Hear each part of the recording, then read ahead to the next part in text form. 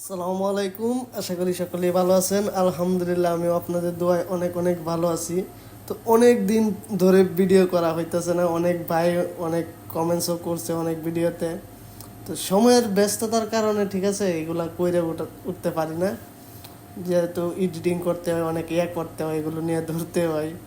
তো অনেক ইনফরমেশনই পাইছি, এর ভিতরে খুব ব্যস্ততার কারণে, কাজ কামের ব্যস্ততার কারণে হয়তো ভিডিও দিতে পারি না। তবে এখন থেকে চেষ্টা করব কিছু ইনফরমেশন দেওয়া। তো আজকে হয়তো থাম্বনেল দেখে অলরেডি বুঝতে পারছেন আজকে কোন তথ্যটি আপনাদের মধ্যে তুলে ধরব। তো সার্বিয়ার বিষয়। তো বর্তমান সার্বিয়াতে প্রচুর পরিমাণ ভিসা হইতাছে। সামনে কিন্তু সার্বিয়ার সেনজেন হওয়ার সবচাইতে বেশি সুযোগ, বলতে গেলে এক প্রকারে এই বছরের লাস্টেই কিন্তু হয়ে যাব, ঠিক আছে। কারণ অলরেডি 3 দেশ সার্বিয়ার মাঝখানে, সার্বিয়ার মানে 3 সাইডেই কিন্তু সেনজেন, সার্বিয়া কিন্তু মাঝখানে অবস্থান করছে। তো সেই কারণে আশা করতেছে সবাই, মানে এই বছরের লাস্টে, এই বছরেই হওয়ার কথা ছিল কিন্তু হয় নাই। শুধু সেনজেন হয়েছে বুলগেরিয়া আর রোমানিয়া।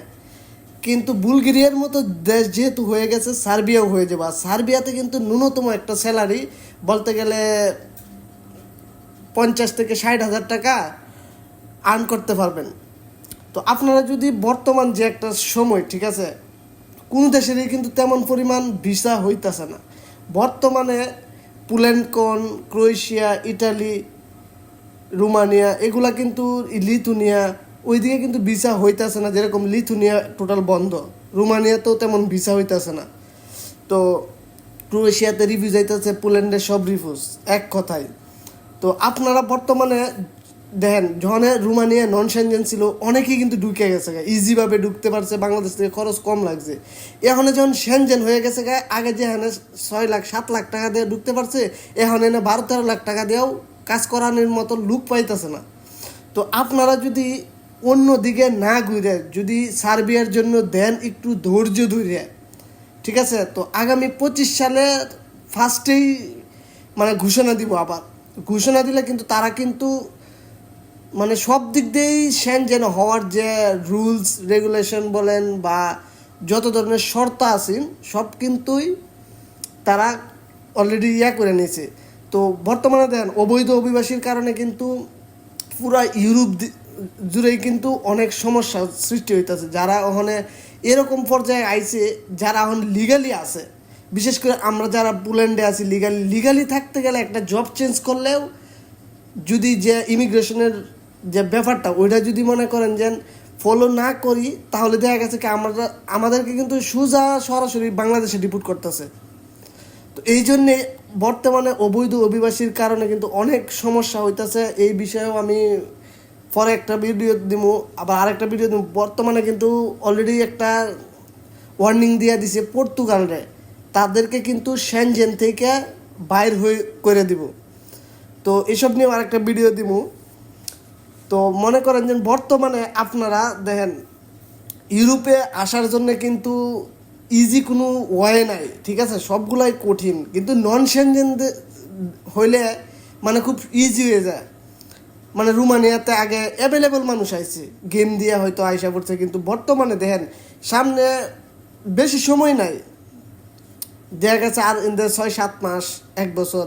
কিন্তু সেনজেন ঘোষণা দিলেই কিন্তু যত দালাল বলেন, এজেন্সি বলেন, সবাই কিন্তু রেটটা বাড়ায় দেয়, বলে এই সমস্যা এই সমস্যা। এখানে এনে আগে এটা 10 টাকা করাইতে পারতাম, এখানে 15 টাকা লাগে একটা বুঝ দিয়ে। কিন্তু ঠিকই, কিন্তু এটা কিন্তু সেম যে অ্যামাউন্টটা নেয় ওটা কিন্তু সেম। এটা সেনজেনের কারণে আলাদাভাবে বাড়া বা একটু হাই করে এরকম কোনো কিছু না, এটা কিন্তু দালালের একটা কারসাজি।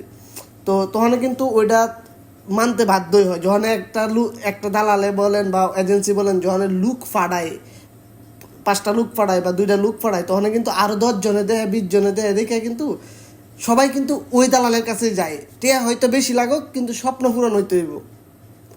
তো আপনারা বর্তমান যে একটা সুযোগ, এই সুযোগ কিন্তু পরবর্তীতে পাইবেন না। আমি কিন্তু আগেও ভিডিও দিয়েছিলাম রোমানিয়া, বুলগেরিয়া, সার্বিয়া নিয়ে। তো ওইখানেও কিন্তু বলছিলাম যে এখন আপনারা ক্রোয়েশিয়া বাদ দিয়া বা সেনজেন কান্ট্রি বাদ দিয়ে নন সেনজেনে ঢুকেন, ওইটি আগামী বছরে মানে এই বছরে নিশ্চিত এ হওয়ার একটা সম্ভাবনা আছে। তো দেখেন ওই সময় বলছিলাম হয়ে গেছে, 24-এর ভিতরে হয় নাই, 24-এর ফার্স্টেই কিন্তু হয়ে গেছে, সেনজেন হয়ে গেছে সব কিছুই কিন্তু। কারণ দেখেন আপনি যদি আজকে, আমি নিজেও ক্রোয়েশিয়াতে ছিলাম, ক্রোয়েশিয়াতে থাইকা তখন পুল্যান্ডে আইসি আমি পেপারস করছি, আমার অলরেডি টিআরসি কার্ড সব কিছু হয়ে গেছে, আপনারা হয়তো ভিডিওতে দেখছেন, ওইটা নিয়েও আপডেট দিছি। তো আপনারা যদি রোমানিয়াতে যারা আছে বা সার্বিয়াতে যদি আসেন, আগে যারা রোমানিয়া নন সেনজেন থাকতে আইসে এখন সেনজেন হয়ে গেছে, এখন তারা চাইলে কিন্তু ইউরোপের ব্যক্তি দেশে কিন্তু ফ্রিমেন্ট মুভমেন্ট করতে পারবো, ঠিক আছে। আবার আপনার যে সার্বিয়া আইলে হয়তো আপনার টিআরসি কার্ড পাইতে পারে 4-5 মাস লাগবে, এতে বছরের শেষ নতুন করে ঘোষণা দেবো সেনজেনের, তখন আপনারা মনে করেন যে ইজিলি যে কোনো দেশে আপনারা পার্মানেন্টলি মুভমেন্ট করতে পারবেন। এমনি ঘোরার লাগে তো পুরা যে 30টা দেশের মতো আছে, পুরা সবগুলা দেশে ঘুরতে পারবেন ফ্রিমেন্ট। কিন্তু আপনারা যদি চান, আমি যেভাবে ক্রোয়েশিয়া থেকে আয়া এখানে কাগজ নিছি, পোল্যান্ডে টিআরসি করছি, তো এভাবে কিন্তু আপনারাও কিন্তু পারবেন, কিন্তু একটু ধৈর্য লাগবে। আর আপনারা মনে করেন যে একটু সময় করিয়া আপনারা 2 দিন ফিস করে মনে করেন যে ভালো একটা এজেন্সির কাছে যারা লোক পাঠাইতেছে অ্যাভেলেবল, আর বাংলাদেশ থেকেই বলেন, মিডল ইস্ট থেকেই বলেন, এখন যদি আপনারা যদি সার্বিয়াতে আসেন, সার্বিয়াতে আসলে কিন্তু খুব কম রেটে আইতে পারবেন। আমিও যখন নন সেনজেন ছিল তখনই কিন্তু ক্রোয়েশিয়াতে ঢুকছিলাম, তখন আমার সাথে লোক যারা আছিল কিছুদিন আগে আইছিল, তারা কিন্তু সেনজেন হওয়ার আগেই ভাগছিল, এখন তারা লিগালিটি পায় নাই, অবৈধ আছে ইটালিতে, ফ্রান্সে, বিভিন্ন দেশে। তো আমি কিন্তু ঠিক এই লিগালিটি নিয়ে নিয়েছি, এখন তারা আফসোস করে। তো এই নিয়ে আজকের ভিডিও, সবাই যদি ভিডিওটা দেখে একটু হলে উপকৃত হন, অবশ্যই শেয়ার করে দিবেন, আরও 10 জনকে দেখার সুযোগ করে দিবেন।